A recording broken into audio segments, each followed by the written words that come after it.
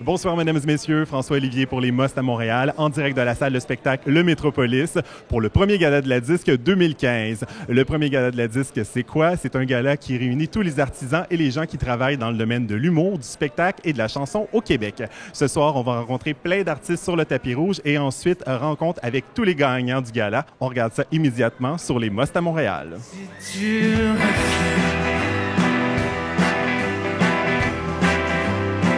Ta chanson préférée de l'année québécoise? Tu me prends au dépourvu, là.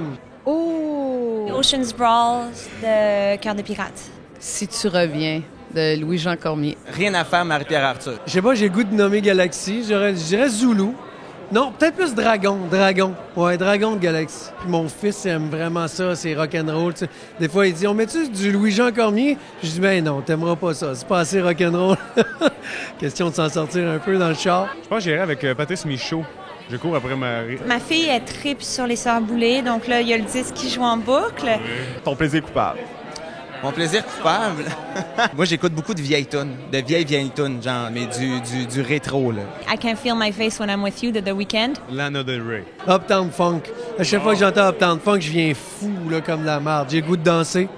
This is my high school. Je suis vraiment dedans, là. Tes projets pour 2016? Beaucoup de choses. Entre autres, quelque chose que je peux pas dire en ce moment. Mais c'est un gros projet. Un nouvel album, c'est déjà beaucoup. Moi, je suis encore dans 2015. J'ai la tournée de Piaf dans 2 semaines qui s'en vient. Mon livre Buena Vida qui vient de sortir. Je suis à la radio tous les dimanches ici Musique de 5 à 7. Et puis, voilà, j'ai un album qui va sortir au printemps de jazz.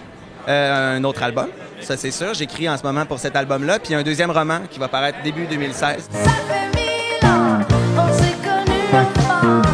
Félicitations! Merci. 2 fois plutôt qu'une. Ben oui. C'est lourd, ces histoires-là. Vous le savez pas à la maison, mais c'est lourd.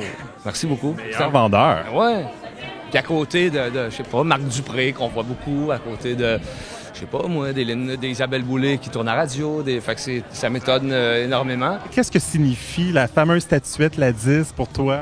Pour moi, ça signifie que tout le travail que j'ai fait, tout l'amour, la passion que j'ai mis, le temps que j'ai pris pour que ça soit distillé comme ça, quelque chose de vraiment que je trouve beau, et ben ça a été reconnu. Ben la statue elle-même, je trouve que c'est la reconnaissance, évidemment. Ça, je trouve ça extraordinaire, tu sais, parce que tu arrives dans une industrie où il y a tellement de musique qui se fait et bon, tout le monde mérite cette statue-là. Ben, ce qui signifie, c'est ça, c'est que là, on n'est plus dans un choix de jury, on n'est pas dans tu sais, j'adore ces prix-là aussi, là. Mais je veux dire, là, il y a une affaire qui est du public, de la réception du public, puis du geste à commettre, pas juste aimer ça, il faut qu'ils commettent le geste d'aller l'acheter. C'est 97 741 personnes qui ont acheté le disque. Ben, c'est le moment pour nous de faire un peu le point sur ce qu'on a fait.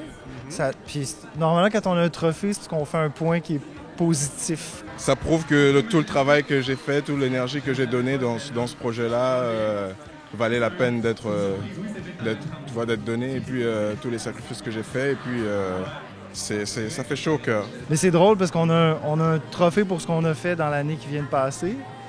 Mais c'est passé. Fait que ce qui reste à faire, ça commence demain, là. Si tu n'étais pas dans cette catégorie-là, à qui tu aurais remis le prix si tu étais membre du jury? Écoute, on avait des beaux artistes dans ma catégorie. Moi, personnellement, je pense que je l'aurais remis à Pierre Quenders parce que son travail a vraiment pris un essor très, très beau dans cette dernière année. J'avais peur de lui dans ma catégorie. L'album d'Isabelle, de Reggiani, qu'Isabelle a fait, c'est sûr que pour moi, c'est un super de bon disque. Tous. En fait, je connais moins Benary, je connais un petit peu, mais tu sais, j'ai beaucoup de liens avec Mara. Fait que, tu sais, je peux rien dire vraiment. Ouais, l'album de Salomé est débile, Salomé est fantastique. Puis Chocolat, je l'ai écouté gros, fait que je peux rien dire. Moi, j'aurais pu le donner aux 4 autres. Est-ce qu'il y a des remerciements que tu as oublié de faire sur la scène et que tu aurais aimé faire maintenant devant notre caméra? Oh, ben, à tous les membres de la PK Nation, mes amis qui ont été présents dans le vidéoclip, ma mère, ma tante, ma cousine qui sont dans le vidéoclip. C'est vraiment une histoire de famille, tout ça. J'ai oublié de remercier Scott Price, qui est le réalisateur de l'album, qui a fait un travail extraordinaire. Scott, vraiment, tu sais, là, je l'ai prêté à Céline, là.